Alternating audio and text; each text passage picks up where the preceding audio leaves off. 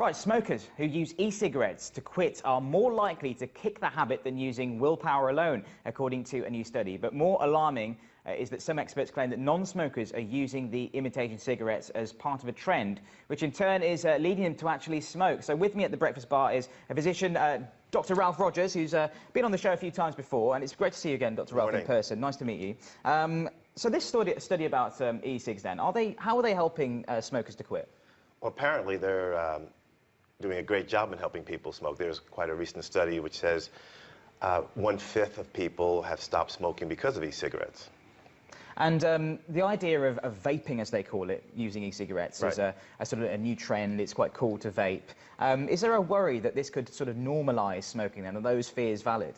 Well, as far as it being cool to vape, I was with a guy last night from France who vaped the whole night. I thought it was pretty interesting.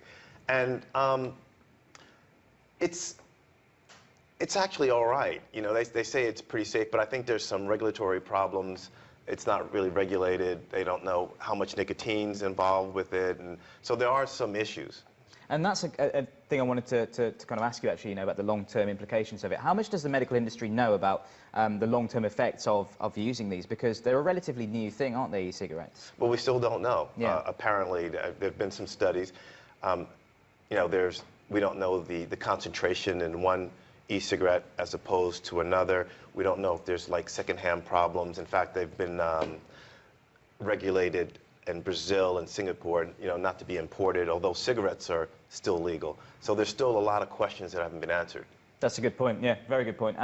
So in terms of like sort of, you know, what it means for sort of non-smokers and children and young people potentially getting involved with e-cigarettes, do you think that there's a valid fear in sort of people switching to normal smoking after they've used an e-cig? Is it essentially kind of, you know, making smoking cool again? Well, yeah, that seems to be one of the issues. Again, you know, a lot of these studies haven't been done or are in the process of being done. Apparently, there's no evidence as to whether children will find it cool and you know, get into smoking.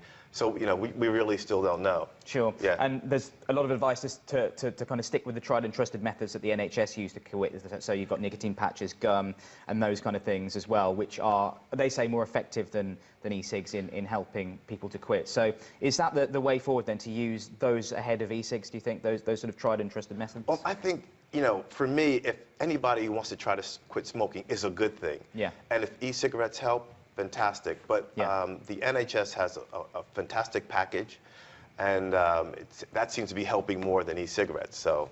Sure. Yeah. I think that the research and the development of e-cigarettes and what people sort of know and think about them will continue, won't it? That's early days. Definitely. Yeah, absolutely. Yeah.